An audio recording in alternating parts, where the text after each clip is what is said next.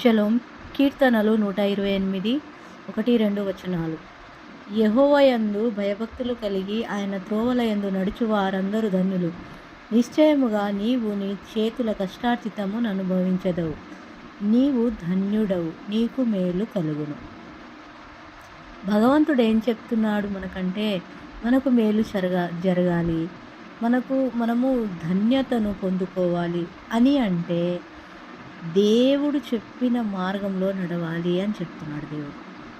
అవును, యోహాను 15లో కూడా చెప్తారు కదా, నేను నిజమైన ద్రాక్షవల్లిని, నువ్వు నాకు వేరుగా ఉండి నువ్వేమీ చేయలేవు అన్నట్టుగా దేవుడు మనకు గుర్తు చేస్తున్నారు. మనకు దేవుడే ఆధారం అన్ని విషయాలలో. మొదట దేవుని రాజ్యం, దేవుని నీతిని వెతకండి, అప్పుడు మీకు ఏం కావాలో నేను ఇస్తాను అని కూడా దేవుడు చెప్పారు కదా. మరి మనం దేవుని కంటే ఎక్కువగా దేనిని చూస్తున్నాం, ఏది ఉంది మన జీవితంలో అనేది మనం తప్పకుండా ఆలోచన చేసుకోవాలి. మనల్ని ప్రేమించే భగవంతుడు, మనలను బాగు చేసే దేవుడు, మన జీవితంలో మేలు చేసే దేవుడు. ఒకే ఒక విషయం ఏం చెప్తున్నాడు మనకు, ఆయన త్రోవల యందు నడుచుకోండి అని.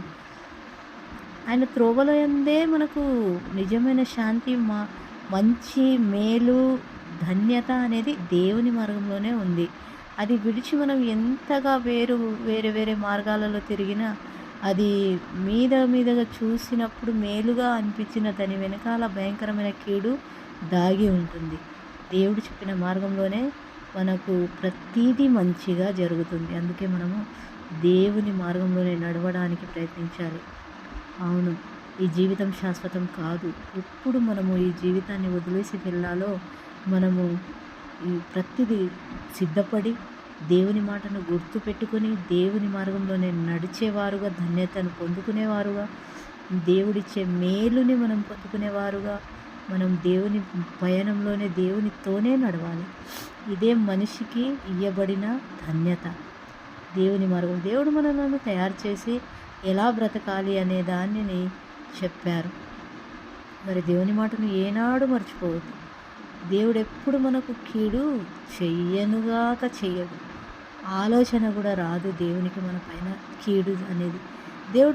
దేవుడు చెప్పారు, దుష్టుడు కూడా తన దుష్టత్వమును విడిచిపెట్టి రక్షింపబడాలనే కోరుచున్నాను అని. ఎంత మంచి మాట అది. ఏడుపు వస్తుంది అలాంటి మాటలు చదివితే. అంత ప్రేమస్వరూపి, అంత ప్రేమ కలిగిన దేవుడు. అందుకే కదా మనందరి కొరకు ప్రాణం పెట్టాడు. నిజమైన దేవుడు, రక్షకుడు. దేవుని పాదాల దగ్గరికే వెళ్దాం, మనం దేవునితోనే చెప్పుకుందాం.